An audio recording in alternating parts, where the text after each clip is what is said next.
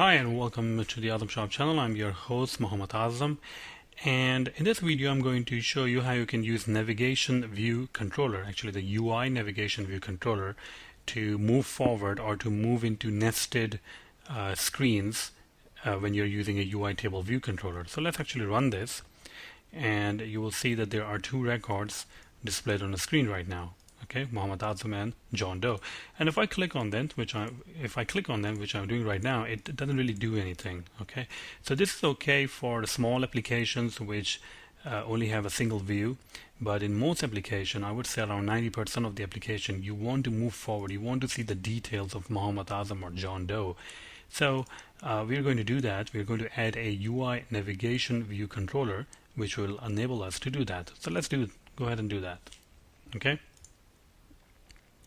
Now, when you add a UI Navigation View Controller, it adds a UI Navigation tab bar, or the bar actually, not the tab, the bar, and it also adds another view, which is the UI view. So for that UI view, you can assign a view controller that you want to see.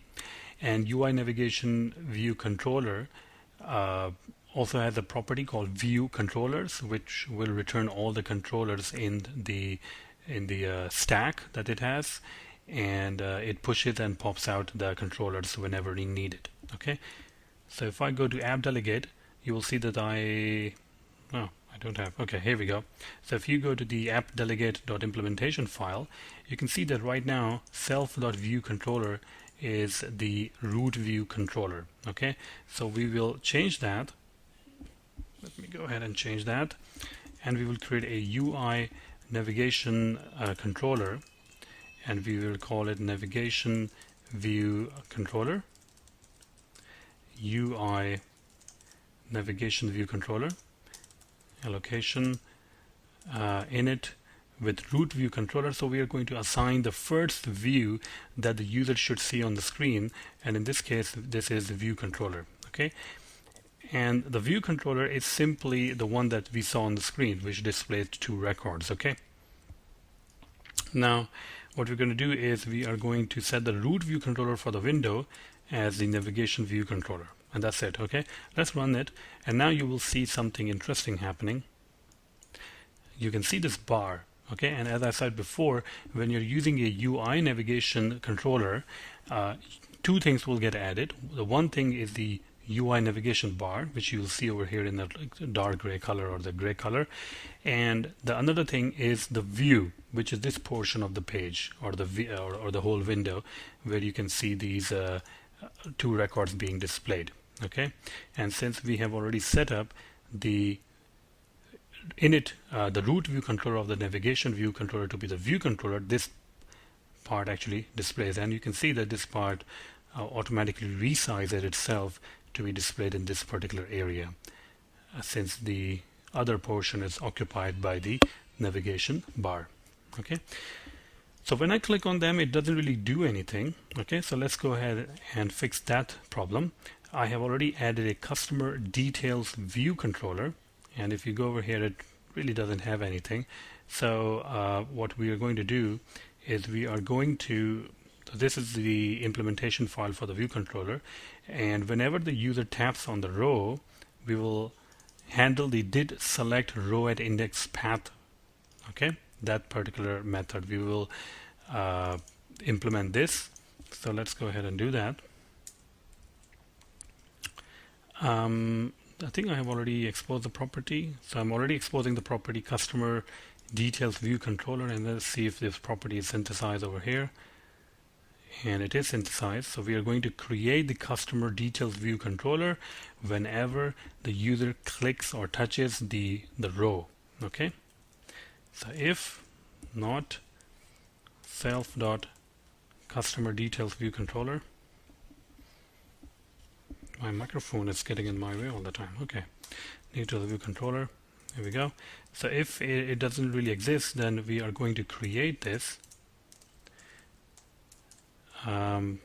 customer details view controller, and then init.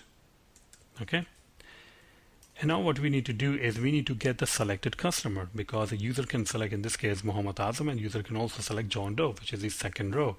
So let's actually get the selected one. customer equal to self.customers, which is a collection which holds both the customers, and object at index. And this is pretty easy to get since we already have the index path. So we are going to say index path row. So this will give us the selected customer. Okay. Now the customer details view controller, which is defined over here, it doesn't really have anything. So what we'll do is we will expose a property, call it non-atomic strong, and we'll call it customer, and let's say customer, selected customer, customer to edit, whatever you want to say. So let's say selected customer. Okay, let's go to the implementation, and we're going to say selected customer. All right, now let's go back over here and just going to say self dot customer details dot selected customer equal to customer. Okay, and we are going to use the self dot navigation view control navigation controller, which is available which is available in all the controllers basically. And I think the method name, let's see, is push. Is it push?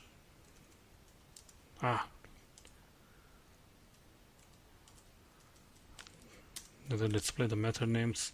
I thought it was push or something. I totally blanked out now. Self.navigation view controller. So here it is the navigation view controller. Let's see if I can go and see what method it has. So here is the show view controller. We have a navigation view controller. So these are all the methods it has. Root view controller, push view controller. Okay, so let's go over there in this particular file. Push view controller. I'm not sure why it's not working, but here we go. Self dot navigation view controller, push view controller, and then we are going to push the controller that we want to see now, which in this case is customer detail view controller animated yes. Okay, so let's run this example again. So we are already handling the did select row, and you see when I click on any of these things, any of the rows, it goes to and automatically creates a back button. That's cool, right? So it goes to the this is the customer details view controller. And now if we want to display the selected customer, it's pretty easy. Let's go ahead and create a label. Let's give it a width like over here maybe, and